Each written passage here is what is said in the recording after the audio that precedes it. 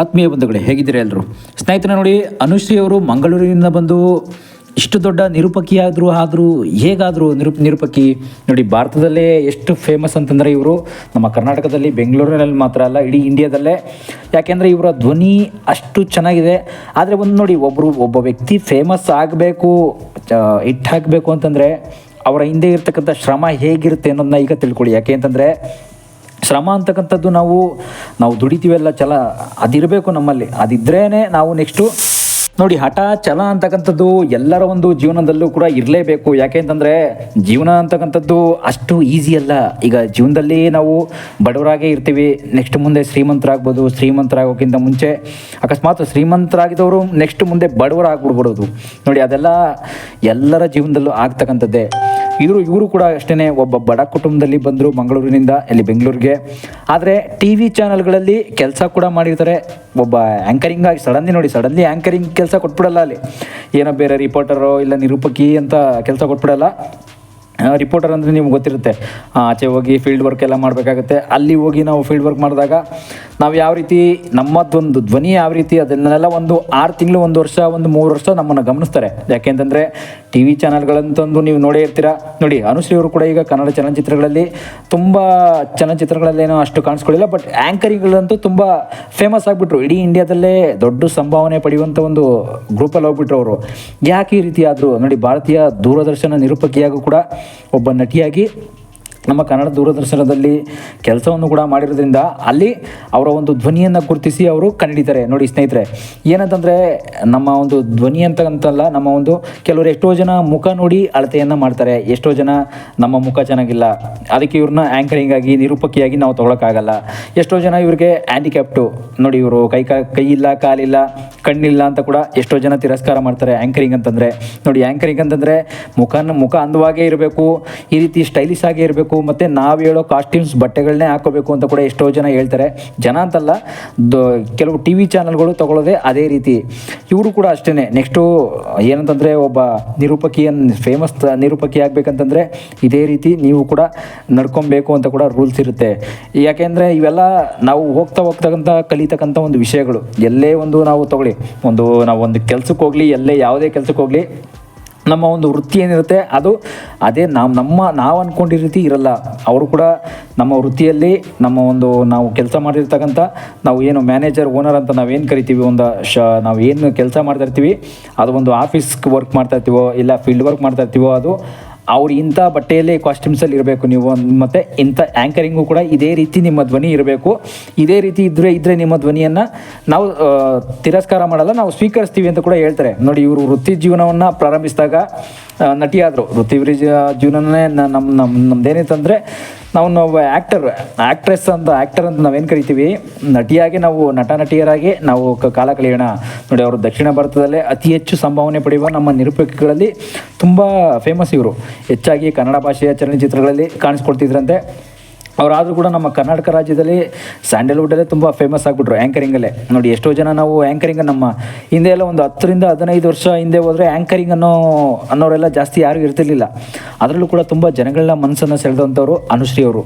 ಈಗ ನೋಡಿ, ಆದರೂ ಕೂಡ ಅನುಶ್ರೀ ಅವರು ಕೂಡ ತಮ್ಮ ಒಂದು ಸಿನಿಮಾ ಜೀವನ ಹೇಗಿತ್ತು, ಹಿಂದೆ ಎಲ್ಲ ಇವರು ಫೇಮಸ್ ಆದರೂ ಕೂಡ ಹೇಗಾದರೆ ಫೇಮಸ್ಸು. ಮತ್ತು ನೋಡಿ, ದೂರದರ್ಶನ ಅನ್ನೋ ಒಂದು ಚಲನಚಿತ್ರ ಟಿ ವಿ ಅಂತ ನಾವೇನು ಕರಿತೀವಿ, ಟಿ ವಿ ಚಾನಲ್ಗಳು ಕೂಡ ಕಾಣಿಸ್ಕೊಂಡ್ರು. ಟಿ ವಿ ಚಾನಲ್ಗಳು ಕೂಡ ಮೊದಲು ಫೇಮಸ್ ಆಗಿಕೊಡ್ತಾರೆ. ಟಿ ವಿ ಚಾನಲ್ ಕೂಡ ಅಷ್ಟೇ ಕೂಡ ಸಂಭಾವನೆ ಅಂದರೆ ದೊಡ್ಡ ಮಟ್ಟದಲ್ಲಿರಲ್ಲ. ಅಲ್ಲಿ 1,000, 2,000, 3,000 ಈ ರೀತಿ ಸಂಭಾವನೆ ಇದ್ದೇ ಇರುತ್ತೆ ಟಿ ವಿ ಚಾನಲ್ಗಳಲ್ಲಿ. ಅಂದರೆ ಅವ್ರ ಕಾಲಕ್ಕೆ, ಸದ್ಯಕ್ಕೆ ಈ ಕಾಲಕ್ಕಂತೂ ತುಂಬ 15,000, 10,000, 15,000 ಇದ್ದೇ ಇರುತ್ತೆ.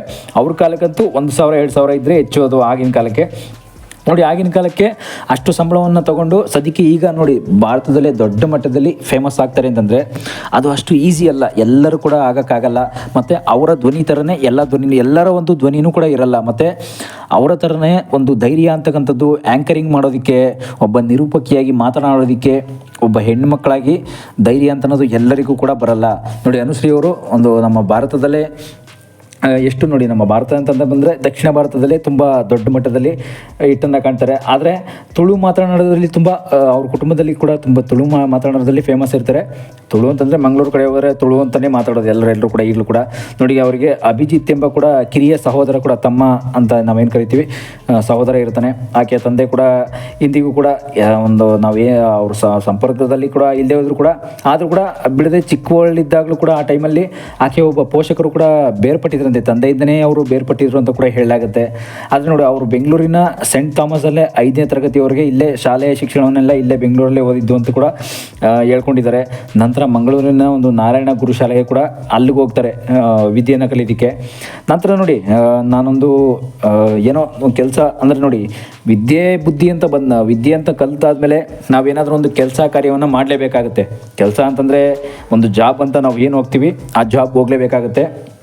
ಮತ್ತು ಅವರು ತಮ್ಮ ಒಂದು ಪೂರ್ತಿ ವಿಶ್ವವಿದ್ಯಾಲಯ ಎಲ್ಲ ಮುಗಿಸ್ಕೊಂಡು, ಶಿಕ್ಷಣವೆಲ್ಲ ಮುಗಿಸ್ಕೊಂಡು ನಂತರ ಒಂದು ದೂರದರ್ಶನ ಅಂದರೆ TV ಚಾನಲ್ ಅಂತ ನಾವೇನು ಕರಿತೀವಿ, ಅದೊಂದು ಕಾರ್ಯಕ್ರಮಗಳಿಗೆಲ್ಲ ಆ್ಯಂಕರಿಂಗಾಗಿ ಆಯೋಜಿಸ್ತಕ್ಕಂಥದ್ದು ಕೊಡುಗೆಗಳು. ಮತ್ತು ಅಲ್ಲಿ ಆ್ಯಂಕರಿಂಗು ಬರದೇ ಇದ್ರೂ ಕೂಡ ಏನೋ ಬರುತ್ತೆ ನನಗೆ ಮಾತನಾಡೋದಕ್ಕೆ ಅಂತ ಆ ರೀತಿ ಪ್ರಾರಂಭ ಮಾಡ್ತಾರೆ. ಅದರಲ್ಲೂ ಕೂಡ ಮತ್ತೆ ಬೆಂಗಳೂರಿಗೆ ಬರ್ತಾರೆ. ಮಂಗಳೂರಿಂದ ಶಿಕ್ಷಣವನ್ನು ಮುಗಿಸ್ಕೊಂಡು ಮಂಗಳೂರು ಯೂನಿವರ್ಸಿಟಿಯಲ್ಲೇ ಕಾಲೇಜಲ್ಲೇ ಎಲ್ಲ ಅವರ ಒಂದು ಏನಿರುತ್ತೆ ಒಂದು ಶಿಕ್ಷಣ ವ್ಯವಸ್ಥೆ ಎಲ್ಲ ಮುಗಿಸ್ಕೊಂಡು ಬೆಂಗಳೂರಿಗೆ ಬಂದಾಗ ನೋಡಿ, ಅನುಶ್ರೀ ಅವರು ಮಂಗಳೂರಿನ ಮೂಲದ ಒಂದು TV ಅಲ್ಲೆಲ್ಲ ಕೂಡ ಪ್ರಸಾರ ಆಗ್ತಿರುತ್ತಲ್ಲ, ಅಲ್ಲಿಂದ ಮುಗಿಸ್ಕೊಂಡು ಮತ್ತೆ ಬೆಂಗಳೂರಿಗೆ ಬರ್ತಾರೆ. ಯಾಕೆಂದರೆ ಬೆಂಗಳೂರಿಗಂತೂ ಎಷ್ಟೋ ಜನ ಬಂದೇ ಬರ್ತಾರೆ ಬಿಡಿ. ಯಾಕೆಂದರೆ ಇಲ್ಲಿರ್ತಕ್ಕಂಥ ಒಂದು ಸಂಭಾವನೆ ಸ್ಯಾಲ್ರಿ ಎಲ್ಲ ಅಲ್ಲಿರಲ್ಲ. ಯಾಕೆಂದರೆ ಮಂಗಳೂರಲ್ಲಿ ಅಂತಲ್ಲ, ಯಾವುದೇ ಬೇರೆ ಡಿಸ್ಟಿಕಲ್ಲಿ ಇರಲ್ಲ ಅಂತ ಅಂದ್ಬಿಟ್ಟು ಬೆಂಗಳೂರಿಗೆ ಬಂದೇ ಬರ್ತಾರೆ ಎಲ್ಲರೂ ಕೂಡ. ಅವರು ಮೊದಲು ಈ TV ಕನ್ನಡದ ಒಂದು ದೂರದರ್ಶನ ಕಾರ್ಯಕ್ರಮದ ಕೂಡ ಡಿಮ್ಯಾಂಡ್ ಅನ್ನೋ ಒಂದು ಅಲ್ಲೂ ಕಾರ್ಯಕ್ರಮದಲ್ಲಿ ನಿರೂಪಕಿಯಾಗಿ ತುಂಬ ಫೇಮಸ್ ಆಗಿರ್ತಾರೆ.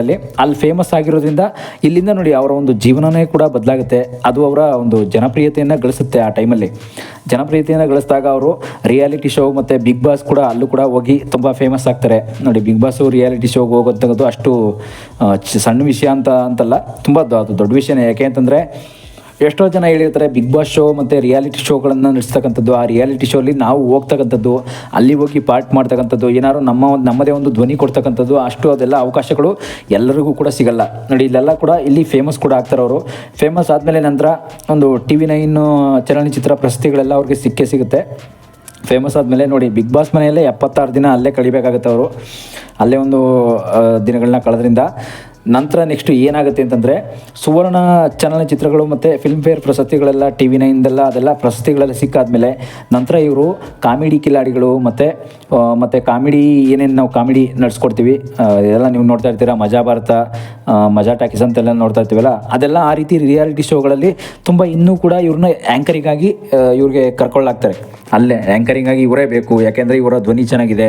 ಒಬ್ಬ ಹೆಣ್ಣು ಮಗಳೇ ಆ್ಯಂಕರಿಂಗ್ ಮಾಡಬೇಕು. ಹೆಣ್ಣು ಮಗಳಾಗಿ ಎಷ್ಟು ಅಂದರೆ ಅವ್ರ ಧ್ವನಿಯಂತೂ ತುಂಬ ಗಟ್ಟಿಯಾಗಿರೋದ್ರಿಂದ ಅದರಿಂದ ಇವರೇ ಬೇಕು ಅಂತ ಕೂಡ ಅವ್ರಿಗೆ ತುಂಬ ಇನ್ನೂ ಆಫರ್ಗಳು ಬರ್ತಾ ಹೋಗುತ್ತೆ. ನೋಡಿ, ಇಲ್ಲಿಂದ ಅವ್ರ ಜರ್ನಿ ಅಂತೂ ಇನ್ನೂ ತುಂಬ ಚೆನ್ನಾಗಾಗುತ್ತೆ. ನೋಡಿ, ಮುಂದೆ ಇನ್ನೇನಾಗುತ್ತೆ ಅಂತಂದರೆ, ಸಿನಿಮಾ ಅಂತ ಬಂದರೆ ಹೀರೋಯಿನ್ ಆಗ್ಬೋದಿತ್ತು, ಹೀರೋಯಿನ್ ಅಂತೂ ಆಗಲಿಲ್ಲ. ನೆಕ್ಸ್ಟ್ ಬೆಂಕಿಪಟ್ಟಣ ಅನ್ನೋ ಒಂದು ಸಿನಿಮಾಗಾದ್ರೂ ಕೂಡ ಕಾಣಿಸ್ಕೋತಾರೆ, ಅಲ್ಲೊಂದು ಪಾದಾರ್ಪಣೆ ಮಾಡ್ತಾರೆ ಅಂತ ಕೂಡ ಕೇಳ್ಪಟ್ಟೆ. ಅದು ಬಿಟ್ಟರೆ ಅವ್ರಿಗೆ ಒಬ್ಬ ಅತ್ಯುತ್ತಮ ಚೊಚ್ಚಲ ನಟಿಯಾಗಿ ಕೂಡ ಒಂದು ಮಾಧ್ಯಮ ಪ್ರಶಸ್ತಿಯನ್ನು ಕೂಡ ಗೆದ್ಕೊಂಡ್ಬರ್ತಾರೆ. ನೆಕ್ಸ್ಟ್ ಮುರಳಿ ಮೀಟ್ಸ್ ಮೀರಾ ಚಿತ್ರಕ್ಕಾಗಿ ಇವರು ಕರ್ನಾಟಕ ರಾಜ್ಯ ಚಲನಚಿತ್ರ ಪ್ರಶಸ್ತಿಯನ್ನು ಕೂಡ ಅತ್ಯುತ್ತಮ ಡಬ್ಬಿಂಗ್ ಕಲಾವಿದೆಯಾಗಿ ಕೂಡ ಗೆದ್ಕೊಂಡ್ಬರ್ತಾರೆ. ನಂತರ ಮುಂದೆ ನಿಮಗೆ ಗೊತ್ತಲ್ಲ ನೋಡಿ, ನಮ್ಮ ಒಂದು